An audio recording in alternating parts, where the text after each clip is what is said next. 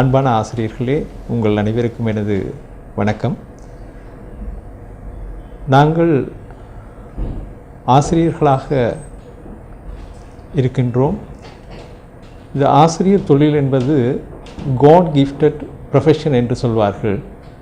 கடவுளால் அருளி செய்யப்பட்ட ஒரு தொழில். இந்த தொழில் சாதாரணமாக தொழில் என்பதை விட ஒரு ஒகேஷன், ஒரு தருணம் என்று தான் சொல்லலாம். சன்ஸ்கிரிட்டிலே சொல்வார்கள், அதாவது மாதா பிதா குரு தெய்வம் என்று சொல்லும் பொழுது தெய்வத்திற்கு முன்னோடியாக ஆசிரியர்கள் குறிப்பிடப்படுவது. குரு என்றால் சன்ஸ்கிரிட்டில் கு என்பதற்கு டார்க்னஸ் என்றும், ரு என்பதற்கு டிஸ்பர்ஸ் டார்க்னஸ் என்றும், அதாவது இருளை அகற்றுபவர் என்று பொருள்படுவதாக கூறுவார்கள்.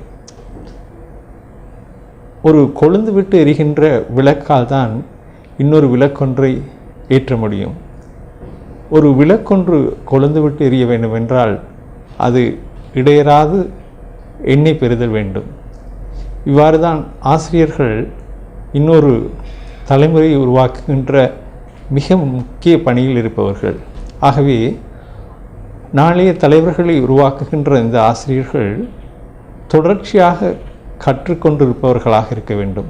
தொடர்ச்சியாக அறிவினை தேடி தன்னை தற்காலப்படுத்தக்கூடியவர்களாக இருக்க வேண்டும்.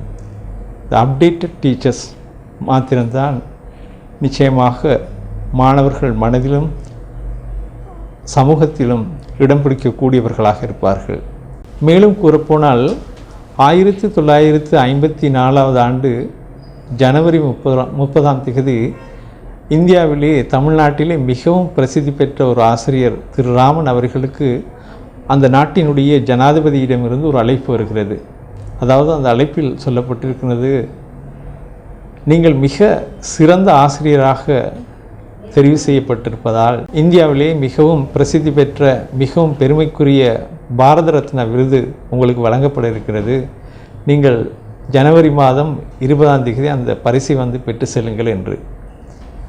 அப்பொழுது ஜனாதிபதி அலுவலகத்துக்கு அந்த ஆசிரியர் ஒரு பதில் அனுப்புகிறார். என்னிடம் தொடர்ச்சியாக கல்வி கற்று வருகின்ற 3 மாணவர்கள் தங்களுடைய ஆய்வு கட்டுரையை சமர்ப்பிக்க வேண்டிய இறுதி தினம் அந்த ஜனவரி 20 என்பதால் அந்த தினத்தில் நான் அவர்களோடு இருக்க வேண்டிய கட்டாயத்தை உணர்கிறேன். எனவே தாங்கள் வழங்குகின்ற அந்த பாரத ரத்னா விருது வழங்கும் தினத்தில் கலந்து கொள்ள முடியாமைக்கு நான் வருந்துகிறேன் என்று பதில் அனுப்புகிறார். ஆகவே பாருங்கள் ஆசிரியர்களே, எவ்வளவு பெரிய தியாகம் அவருடைய மனதிலே உள்ளதென்று. ஆகவே இதுவரையில் நாங்கள் ஆசிரியருடைய பெருமை பற்றி பார்த்தோம்.